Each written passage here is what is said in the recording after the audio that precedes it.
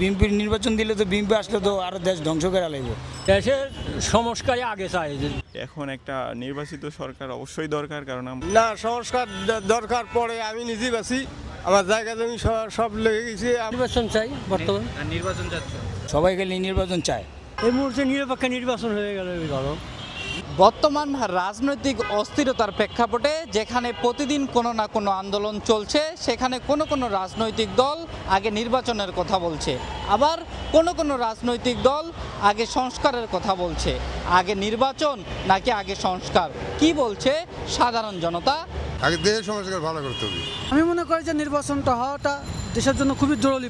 আগে সংস্কারটাই দরকার। নির্বাচন দরকার। এখন এই মুহূর্তে নির্বাচনটা দরকার আমার মতে। আগে নির্বাচন হইলে ঝামেলাটা কমতো, নির্বাচনের জন্য আর কি ঝামেলাটা হইতেছে। সবাই খালি নির্বাচন চায়, বিএনপি চাইতেছে যত চালু নির্বাচন দিব তত মানে ভালো, ঠিক আছে। কিন্তু বিএনপির নির্বাচন দিলে তো বিএনপি আসলে তো আরও দেশ ধ্বংস করে লাগবে। কিন্তু ডক্টর ইউনূস সাহেব যখন আছে ভালো আছে, ঠিক আছে, দেশের জিনিসের দামও কম আছে, সব দিক দিয়ে ভালো আছে। এটাই আমরা চাই আর কি, ঠিক আছে। এর মতো সরকারে আমাকে দরকার। আগে সংস্কারের প্রয়োজন। এই সরকার ভালো লাগতেছে, ঠিক আছে। ইউনূস সরকারে যেভাবে চালাইতেছে দেশ সুন্দর মতোই আছে, শান্তি শৃঙ্খলাভাবে চালাইতেছে। আর হ্যাঁ, 5 বছর থাকলে বোধহয় ভালো হইতো। সংস্কার যা কিছু আছে ইত্যাদি দেশের সম্পূর্ণ কাজ কইরা দেয়া, তারপরে আলাদা নির্বাচন দেব। অন্তর দরকার নেই, অন্তর চলতেছে ভালোই। যেটা দরকারি ভালোর জন্য সব দরকার, খারাপের জন্য চাই না, ভালোর জন্য চাই। না, সংস্কার দরকার পড়ে। আমি নিজেই বাসি, আমার জায়গা জমি সব লেগে গেছে। আমার ভাইয়ে এটাই আমার দুঃখ।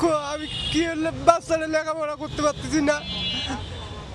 অনার্সে 2টা বাচ্চা লেখাপড়া করে, আমি বাচ্চাদের লেখাপড়া করাইতে পারতেছি না।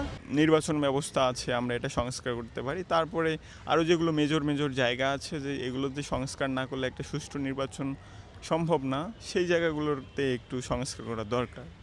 এখন একটা নির্বাচিত সরকার অবশ্যই দরকার, কারণ আমরা দেখতেছি যে রিসেন্টলি সবাই হচ্ছে আন্দোলন করতেছে সংস্কারের জন্য। কিন্তু অন্তর্বর্তীকালীন সরকার তো পুরো হচ্ছে যে সামগ্রিক একটা দেশের সংস্কার করা তো তার পক্ষে পসিবল না, কারণ একটা তাকে নির্দিষ্ট সময় পর অবশ্যই নির্বাচন দিতে হবে। তারপরে যারা নির্বাচিত দল আসবে তারা হচ্ছে এই পুরো বাংলাদেশের সংস্কার তারা করবে।